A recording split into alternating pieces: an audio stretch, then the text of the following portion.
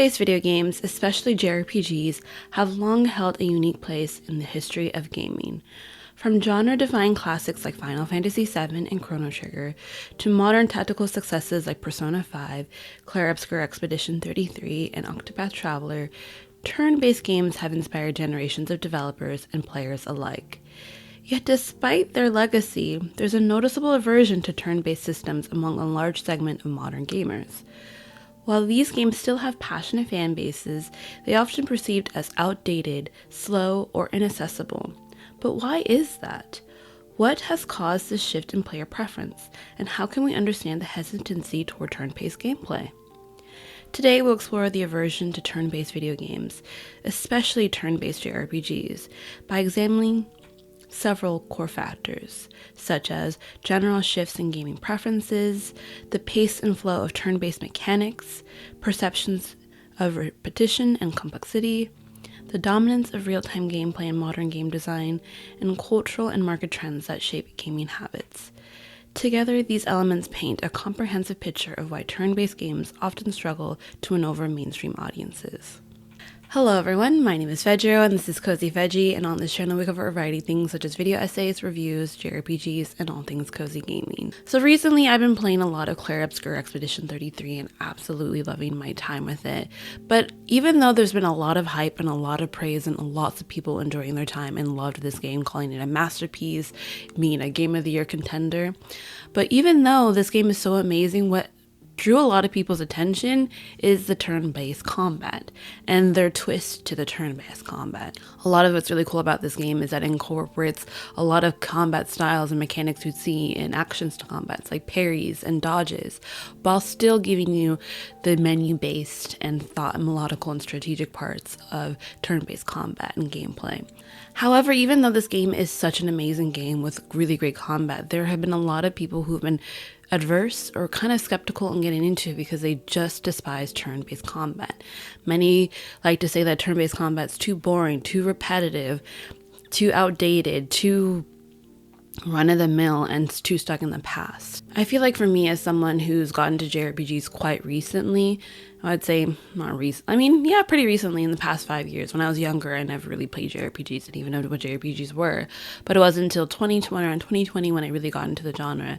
And I feel like turn-based RPGs, especially turn-based JRPGs, are honestly a really good gateway and introduction to the genre and to the combat style as a whole. I feel like turn-based RPGs, to me, sometimes, depending on the player, can be a little bit more forgiving and a lot more easier to entry, for the most part. But today, I want to dive deeper into what makes a turn-based RPG, what the trends are looking like currently, and how players interact and engage with turn-based combat. So without further ado, let's get into the video. One of the biggest factors influencing the decline in popularity of turn-based games is the generational evolution of gaming culture. In the 80s and 90s, turn-based RPGs were cutting edge. They allowed developers to simulate epic fantasy battles with limited hardware. Players grew up with games like Dragon Quest, Final Fantasy, and Fire Emblem, and accepted the slower, more methodical pace as standard. However, by the early 2000s, and especially after the rise of high-performance consoles and PCs, player expectations began to shift toward real-time action, cinematic experiences, and immediate feedback. Younger players raised on games like Call of Duty, Fortnite, or Assassin's Creed often found turn-based systems too passive or boring compared to the fast-paced, reflex-driven gameplay they were used to. This generational divide has created a cultural disconnect. Older fans may cherish the strategic depth of turn-based combat, while younger or mainstream gamers are more conditioned to crave instant gratification and fluid, immersive control schemes. The idea of selecting attacks from a menu and waiting for animations to play out can feel dated to many in today's audiences. I feel like a great example of this generational shift divide is when Final Fantasy XVI came out, or just any modern Final Fantasy game that's come out.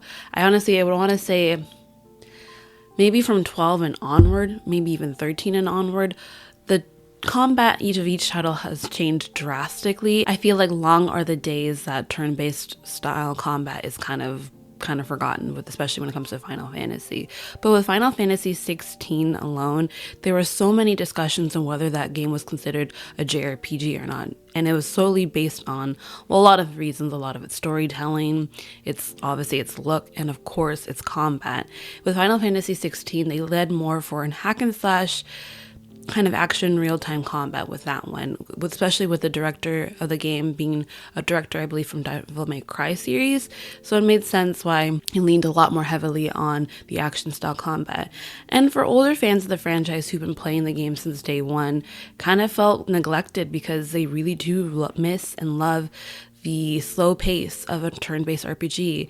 I think what's really interesting about turn-based RPGs is that they were kind of like the standard and what was to expect of a game back in like the 80s and 90s, and even a little bit of the 2000s. It wasn't until more recent years where we're leaning more into real action combat, where we're more thinking of our combat and our play sets right off the cuff, right on that moment and on the spot.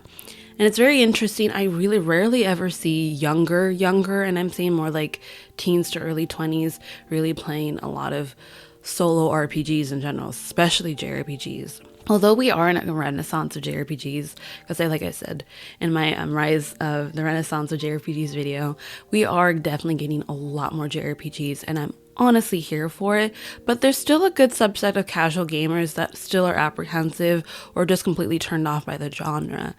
And a lot of it comes down to its combat style.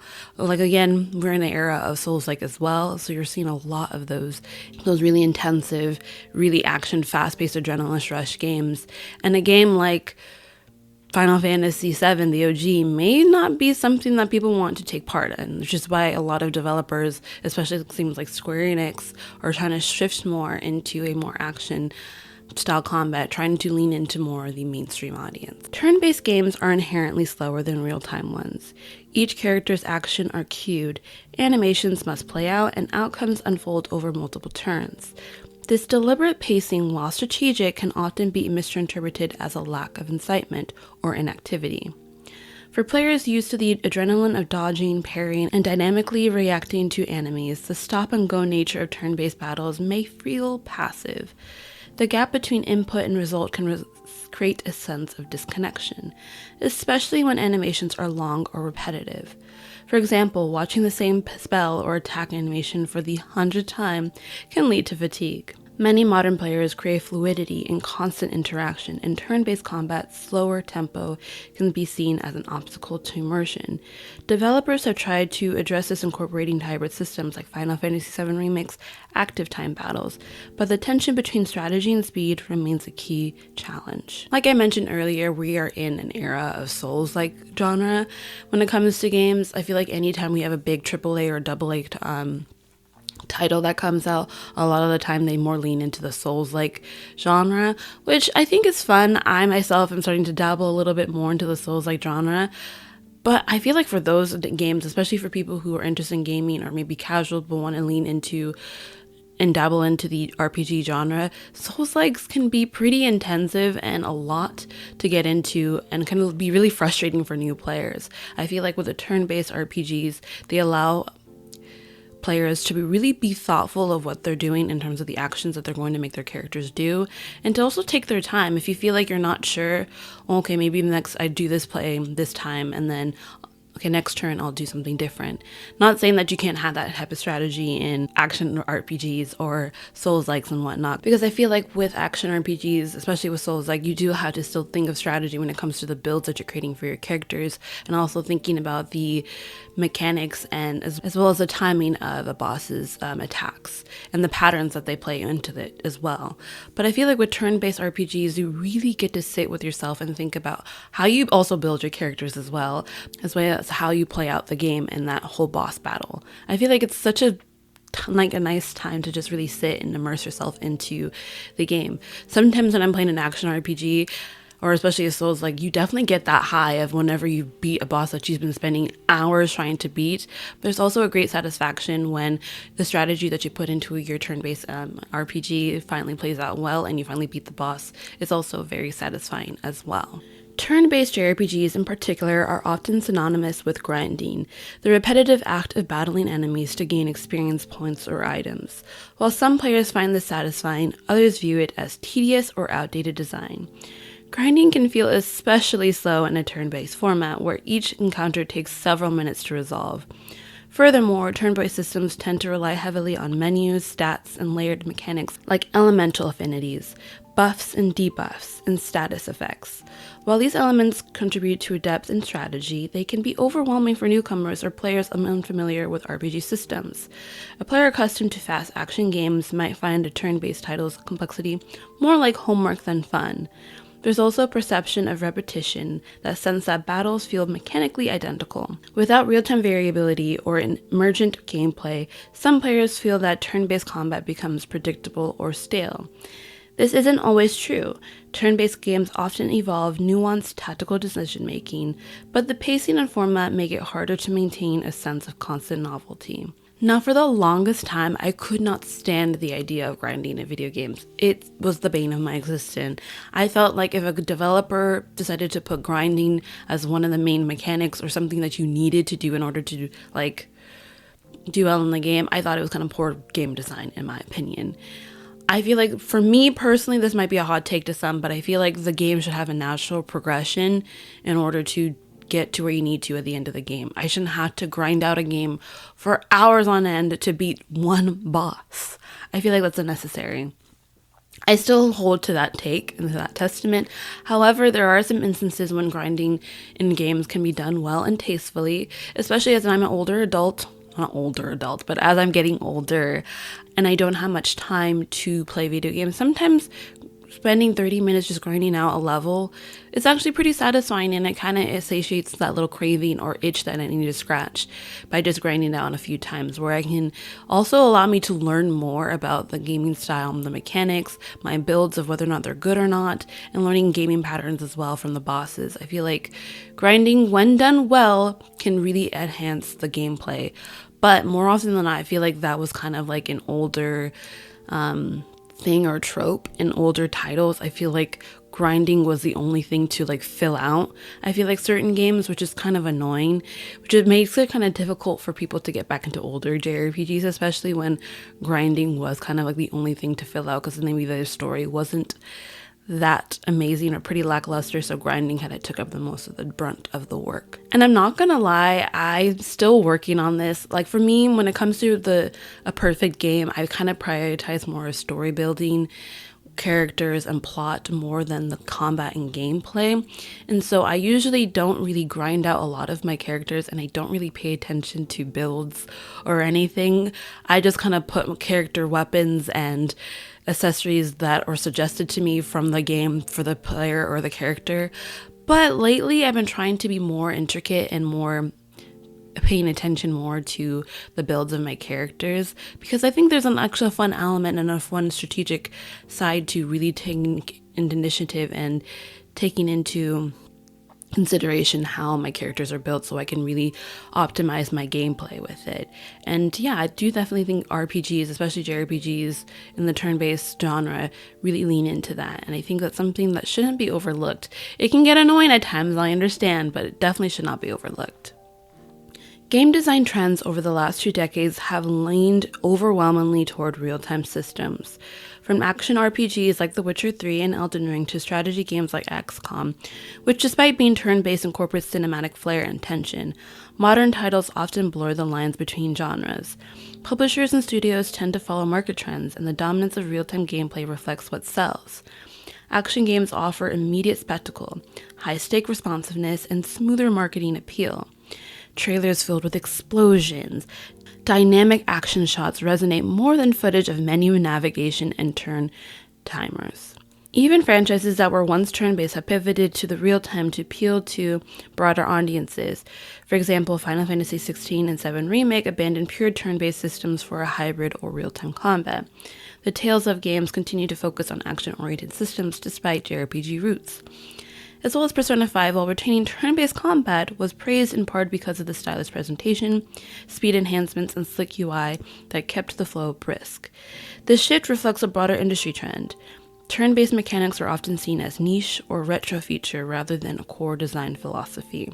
However, I do think that there is becoming a new shift, especially when it comes to smaller studios or sub-studios within the bigger companies are really leaning into the creativity and experimental aspect of turn-based RPGs. And I feel like we've definitely seen that in recent titles, especially with Clair Obscur and Metaphor ReFantazio.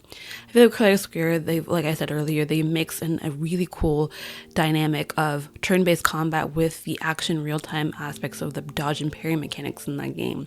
And with Metaphor ReFantazio, they've also incorporated some type of little element of action combat before you enter a turn-based game. You've also seen that in other companies like the Trail series and their more recent titles where they have some action and turn-based combat. So you're getting a really interesting hybrid of both. I feel like in order for this genre to flourish, we definitely have to lean in our creativity and experiment more. So that way we can appeal to both sides of the spectrum, those who really are avid fans of the turn-based genre and those who are into real-time action combat as well. Cultural shifts in media consumption also play a role in the aversion to turn-based games. Today's entertainment landscape is driven by speed, accessibility, and instant payoff. With the rise of mobile games, short-form content like TikTok, and bingeable media, people's attention spans are more fragmented. In that environment, a 60-hour JRPG with many base battles and slow burn storytelling can feel intimidating or uninviting. Moreover, the global gaming audience has diversified. Western markets in particular have traditionally been less receptive to turn-based systems compared to Japan, while Japan has deep cultural appreciation for system-driven gameplay and character growth. Western audiences often prefer cinematic immersion and visceral control. This divide has influenced how JRPGs are localized, marketed, and even designed.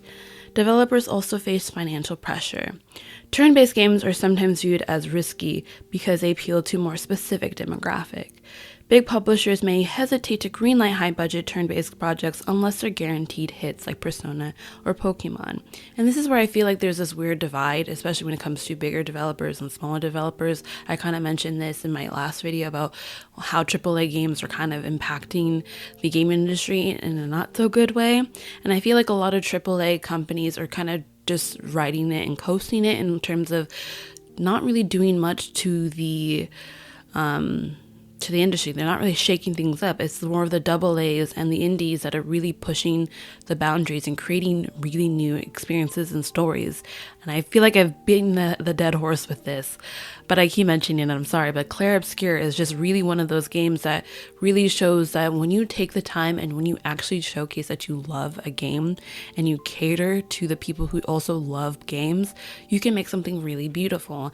And it's really unfortunate to see that AAA companies aren't really aligning with that because they're so focused on, money. But all in all, it's very interesting to see that the cultural shift is starting to kind of go back and swing a little bit in the pendulum, because I feel like the gaming industry the bubble is starting to get really, really, really big, and I feel like it might bust at any moment. And I feel like it's important that maybe some of the companies, whether they big or small, take a step back and really look at the core foundation of what makes a good game, and to really focus and hone in on those aspects rather than just all about that money. The aversion to turn-based video games, particularly JRPGs, is shaped by multiple intersecting factors: generational shifts, a desire for faster-paced interaction, misconceptions about repetition and complexity, and broader market trends favoring real-time spectacle. But while turn-based mechanics have fallen out of the mainstream favor, they remain a vital and valuable part of gaming's creative spectrum. Turn-based gameplay allows for depth, planning, and deliberate strategy that real-time systems can't always replicate. It opens space for narrative focus, character building, and thoughtful decision-making. Titles like Persona 5 Royal, Triangle Strategy, Octopath Traveler 2, and even Fire Emblem Three Houses prove that turn-based systems can still thrive, especially when paired with smart design, stylish presentation, and compelling storytelling. Ultimately, the future of turn-based games depends not on replacing action, but coexisting with it. Developers who respect the strengths of both approaches and players willing to explore different paces and styles of play can help keep the turn-based tradition alive and evolving. I hope you guys enjoyed this video. This has been a topic of discussion for me that I've been wanting to talk about for a while. I just had to find the right way to execute it and talk about it, and I think I did it with this video. I would love to hear your guys' thoughts on the current shift in terms of combat style in video games, especially in JRPGs, or if you're a fun unicorn and like them all. If you guys enjoyed this video, do not forget to hit that like and subscribe button, and I can't wait to see you guys in the next one. Bye!